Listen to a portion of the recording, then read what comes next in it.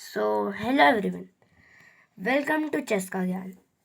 So, in the previous video, we talked about the opening. Now, in this video, we will focus on some middle game concepts.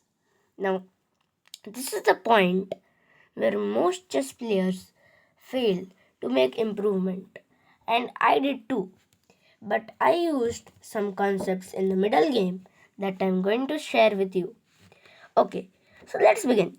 So you choose the opening, let's say e4, e5, knight f3, knight c6, bishop c4, bishop c5, all the uh, normal moves. Then let's say you play knight c3, knight f6, castles, d3, d6. And now you're completely blank. I mean, you have almost developed all of your minor pieces except the bishop on c1. You're probably going to develop it, but you are almost blank. I mean, you don't know what to do in this position. Well, it is because you have reached the middle game. After completing the opening, we have a critical stage of the game known as the middle game.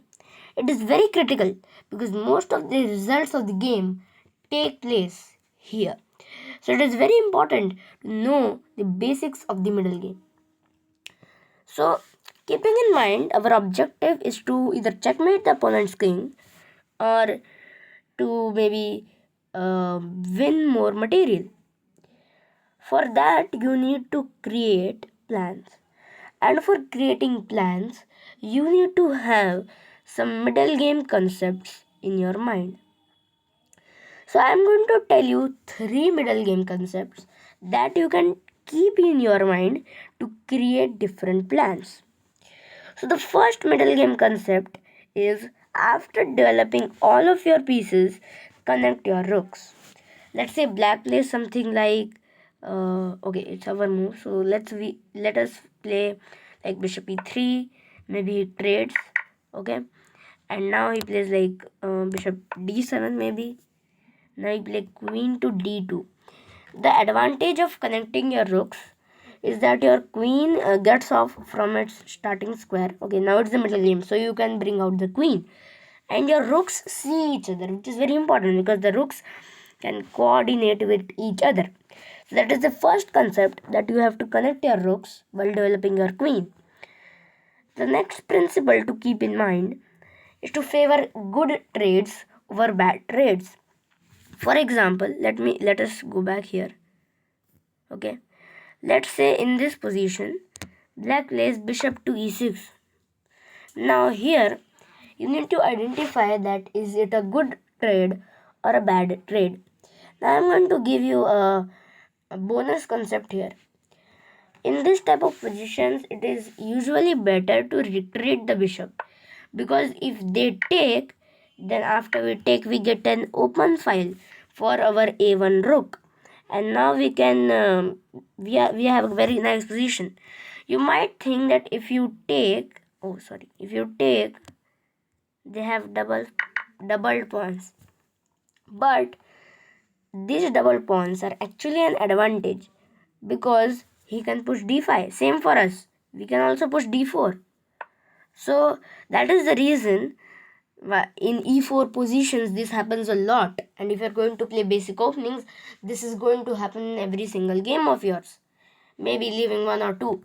Okay, according to me. So now let me tell you the third concept. The third concept is creating batteries and attacking the king. Well, so first of all, let me introduce that what is a battery. So a battery is a basically combination of two pieces, two long range pieces, which includes the bishop, queen and the rooks. So let's say your bishop is placed on e3. Your opponent plays rook e8. You can now play the move queen to d2. And now you create a battery with the queen and the bishop. Now the bishop is supported by the queen. And why a battery is helpful in situations? The reason is that you can coordinate pieces and attack much, according to me, as I have experienced. I don't know the exact reason, but according to me, it helps to coordinate pieces for a better attack. Again, we have to keep the objective of the game in our mind. Okay.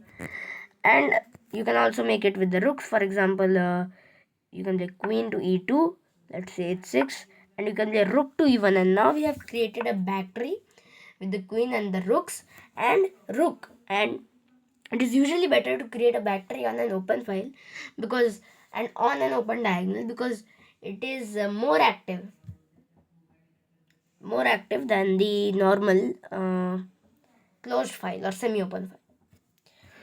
Now, again, in these are the three middle game concepts that you can keep in mind and improve your middle game peacefully.